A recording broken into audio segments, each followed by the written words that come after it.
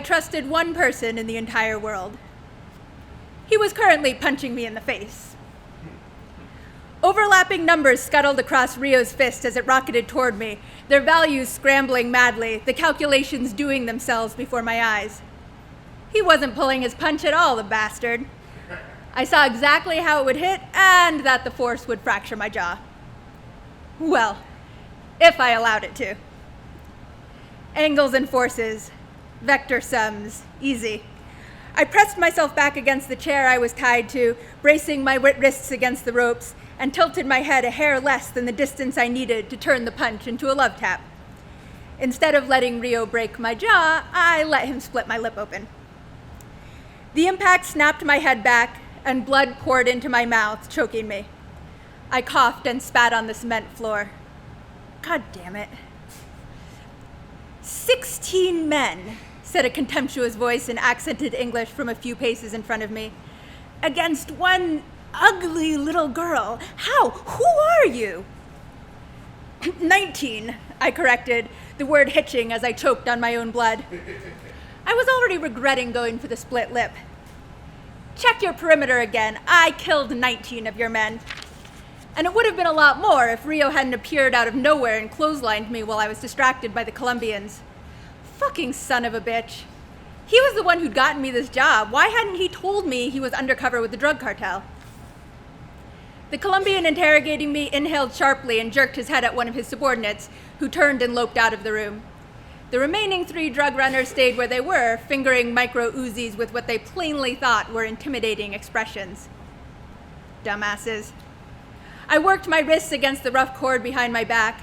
Rio had been the one to tie me up, and he had left me just enough play to squeeze out, if I had half a second. Numbers and vectors shot in all directions. From me, to the Colombian in front of me, to his 3 lackwit subordinates, to Rio. A sixth sense of mathematical interplay that existed somewhere between sight and feeling, masking the world with constant calculations and threatening to drown me in a sensory overload of data. And telling me how to kill. Forces, movements, response times. I could take down this idiot drug runner right now, the way he was blocking his boys' line of fire, except that concentrating on the Colombians would give Rio the instant he needed to take me down.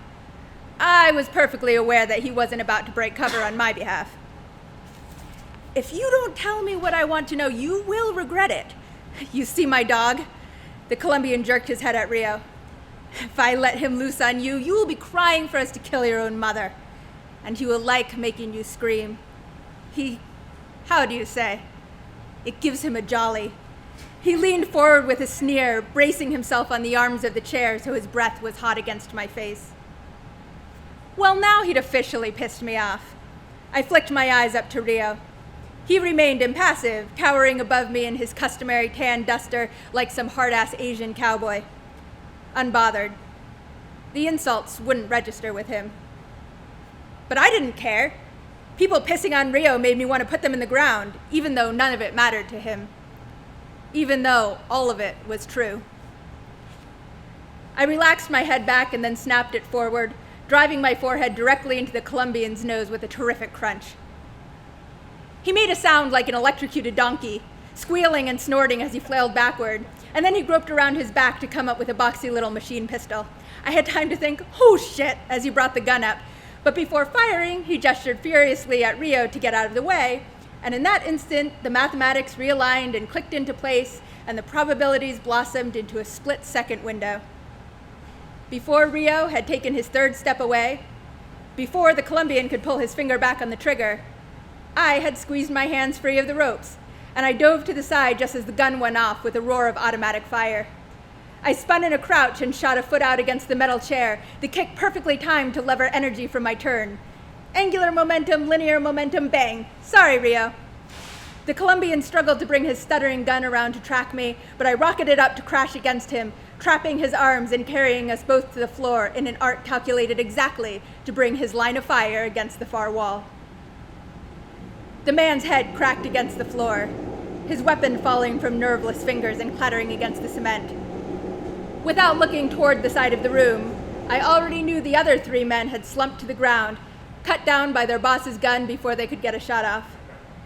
Rio was out cold by the door, his forehead bleeding freely, the chair fallen next to him.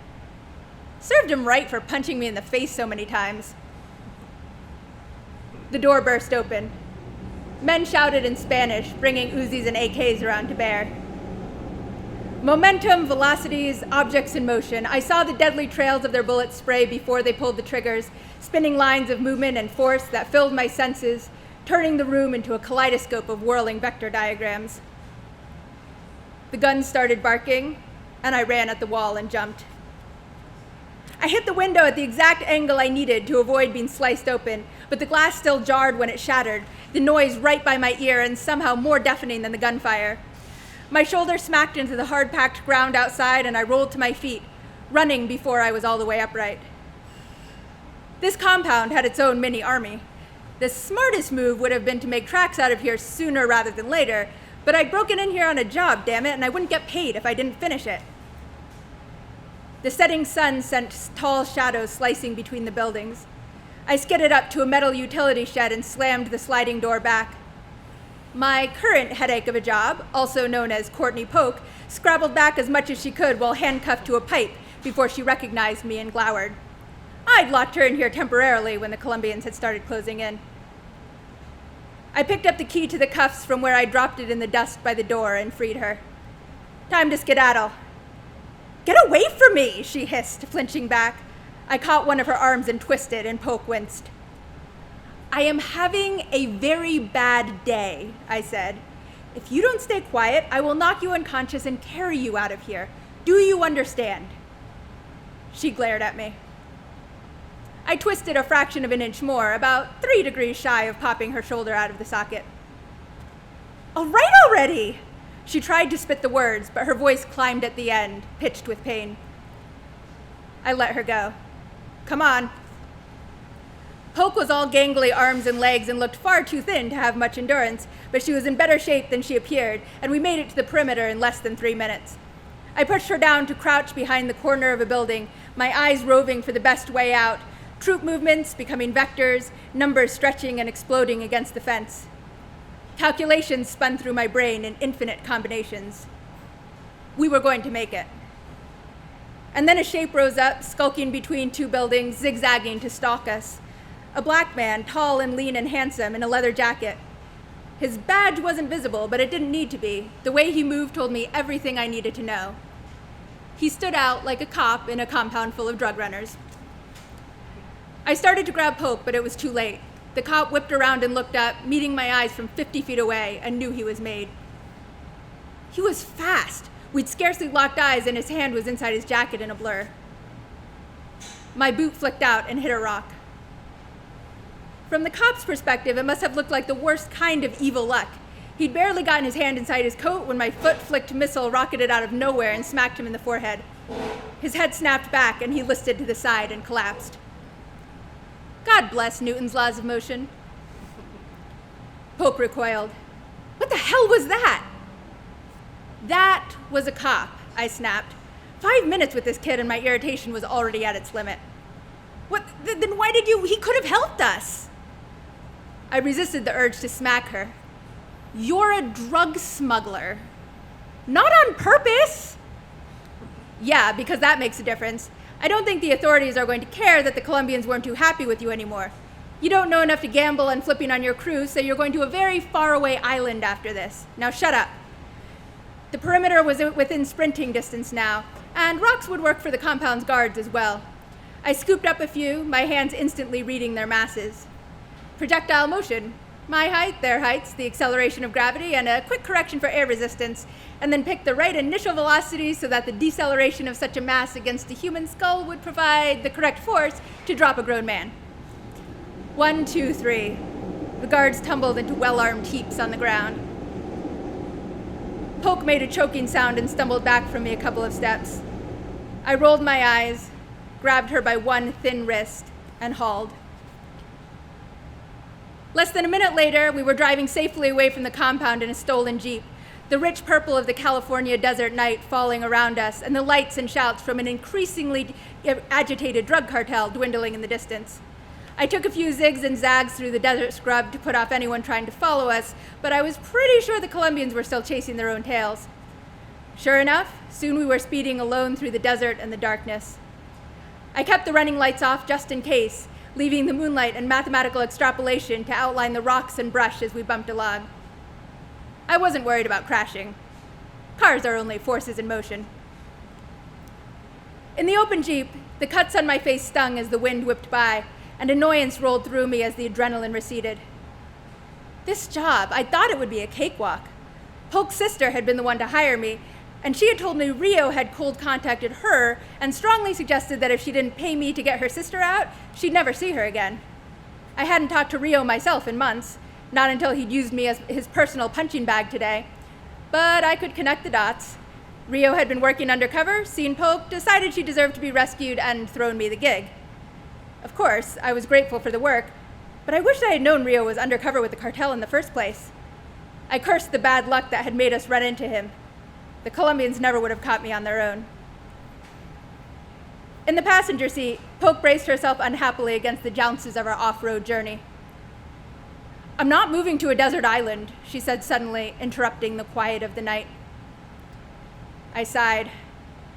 "I didn't say desert, and it doesn't even have to be an island. We can stash you in rural Argentina or something." She crossed her spindly arms, hugging herself against the night's chill. "Whatever, I'm not going. I'm not going to let the cartel win." I resisted the urge to crash the Jeep on purpose. Not that I had much to crash it into out here, but I could have managed. The correct angle against one of those little scrub bushes. You do realize they're not the only ones who want a piece of you, right? In case our lovely drug-running friends neglected to tell you before they dumped you in a basement, the authorities are scouring California for you. Narcotics trafficking and murder, I hear. What, were all the cool kids doing it? She winced away, hunching into herself. "I swear I didn't know they were using the shipments to smuggle drugs. I only called my boss when I got stopped because that's what they told us to do. It's not my fault." Yeah. Her sister had tearfully shown me a copy of the police report. Driver stopped for running a light, drugs found, more gang members who'd shown up and shot the cops, taking back the truck and driver both. The report had heavily implicated Courtney in every way. When she'd hired me, Donna Polk had insisted her sister wouldn't have her to fly. Personally, I hadn't particularly cared if the girl was guilty or not. A job was a job. "Look, I only want to get paid," I said. "If your sister says you can throw your life away and go to prison, that's A-okay with me." "I was just the driver," Courtney insisted. "I never looked to see what was in the back. They can't say I'm responsible." "If you think that, you're an idiot." "I'd rather the police have me than you anyway," she shot back. "At least with the cops I know I have rights, and they're not some sort of freaky weird feng shui killers." She flinched back into herself, biting her lip, probably wondering if she'd said too much, if I was going to go feng shui on her too. Crap. I took a deep breath. "My name is Cass Russell. I do retrieval. It means I get things back for people. That's my job." I swallowed. "Your sister really did hire me to get you out, okay? I'm not going to hurt you." "You locked me up again." "Only so you'd stay put until I came back to find you," I tried to assure her. Courtney's arms were still crossed, and she started worrying her lip with her teeth. "And what about all that other stuff you did?" she asked finally. "With the cartel guards and the stones and that cop?" I scanned the constellations and steered the Jeep eastward, aiming to intersect the highway. The stars burned into my eyes, their altitudes, azimuths, and apparent magnitudes appearing in my mind as if stenciled in the sky behind each bright, burning pinprick. A satellite puttered into view, and its timing told me its height above Earth and its orbital velocity. "I'm really good at math," I said. Too good. "That's all." Polk snorted as if I were putting her on, but then her face knitted in a frown, and I felt her staring at me in the darkness. Oh, hell. I like it better when my clients hire me to retrieve inanimate objects. People are so annoying. Thank you very much.